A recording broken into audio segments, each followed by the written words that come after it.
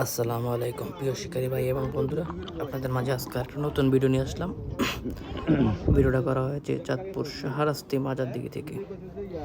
কুমিল্লার একজন অভিজ্ঞ সিনিয়র শিকারী মাছটি নিয়ে খেলতেছে, মাছটি মৃগেল মাছ। ভিডিওটা সম্পূর্ণ দেখার অনুরোধ রইল। ভিডিওটা ভালো লাগলে চ্যানেলটাকে লাইক এবং কমেন্ট করবেন, সাবস্ক্রাইব করার অনুরোধ রইল।